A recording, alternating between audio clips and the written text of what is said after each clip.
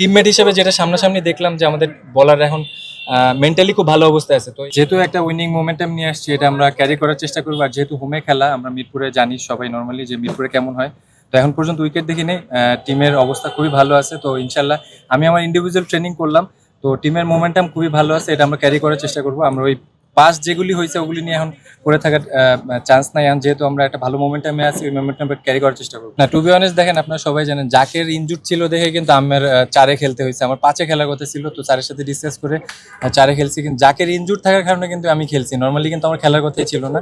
তো মেন্টালি যদি আমি আগে থেকে জানতাম যে এমন অপরচুনিটি আসবে, টু বি অনেস্ট এইভাবে মেন্টালি প্রিপেয়ার ছিলাম না।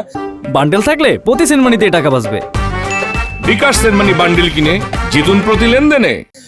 ওপেনিংয়ে খেলার জন্য সবসময় প্রিপেয়ার থাকি। এখন ওই যে ইন্ডিভিজুয়াল ট্রেনিং করলাম, ওপেনিং কিভাবে খেলবো বা অপরচুনিটি আসলে কিভাবে কাজে লাগাবো, ওইটার জন্য প্রিপারেশন নিতেছি। টু বি অনেস্ট ওইটার জন্য মেন্টালি প্রিপেয়ার ছিলাম না। তো নেক্সট টাইম যদি এইভাবে অপরচুনিটি আসে অবশ্যই মাথায় থাকবে। হ্যাঁ, টু বি অনেস্ট এটা আমার পার্সোনাল ট্রেনিং ছিল। ওইভাবে যখন টিম নিয়ে কনভারসেশন হয় তখন টিমের ভিতরে থাকা উচিত। তো আমি এখন পর্যন্ত ওরকম কোনো কিছু চিন্তা ভাবনা করে আসিনি। আমার নিজের ইন্ডিভিজুয়াল ট্রেনিং দরকার, এর জন্য আমি ট্রেনিং করতে আসছি। অ্যাজ এ ওপেনারই সবসময় যতদিন খেলছি এখন পর্যন্ত অ্যাজ এ ওপেনার হিসাবেই ব্যাটিং করছি। তো ওই মেন্টালিটি নিয়েই করলাম, কিন্তু ব্যাক অফ মাইন্ডে এটাও থাকে যে যদি মাঝখানে, এমন না যে আমি সেট হলে মাঝখানে খেলি না, কিন্তু হুট করে মাঝখানে নামলে কিভাবে খেলতে হয়, মিডিল অর্ডাররা কি জিনিসটা নিয়ে স্ট্রাগল করে, ওই জিনিসগুলো কিন্তু নর্মালি আমার জানা থাকে না। অনেক সময় মনে হয় বাইরে থেকে ইজি খেলে নতুন একটা এক্সপিরিয়েন্স হলো, টোটালি ওই জায়গার ডিফারেন্ট একটা জায়গা।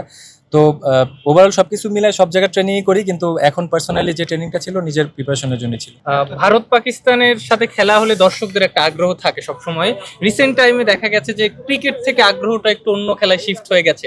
আপনার কাছে কি মনে হয়, যদি পাকিস্তানকে বাংলাদেশ হারাতে পারে তাহলে সেই আগ্রহটা আবারও ক্রিকেটে শিফট হতে পারে? না, টু বি অনেস্ট আমি জানি না যে ক্রিকেটের উপর থেকে দর্শকদের আগ্রহ হারায় গেছে কিনা, কিন্তু আমরা এখন যে মোমেন্টামে আছি এটা সবসময় ক্যারি করতে পারলে অবশ্যই আমাদের আগে যে ক্রেজিনেসটা ছিল ওইটা ইনশাল্লাহ ইন ফিউচারে দেখছি, এখনো আছে, ফিউচারে ইনশাল্লাহ থাকবে। না দেখেন, অ্যাজ এ টিম ওয়াইজ পাকিস্তানে যেভাবে খেলছে, যদিও আমি ছিলাম না, আমরা কিন্তু ম্যাক্সিমাম ম্যাচেই দেখেন আমরা কিন্তু হাই স্কোরিং ইনিংস খেলছি। আমরা অলমোস্ট 190-200।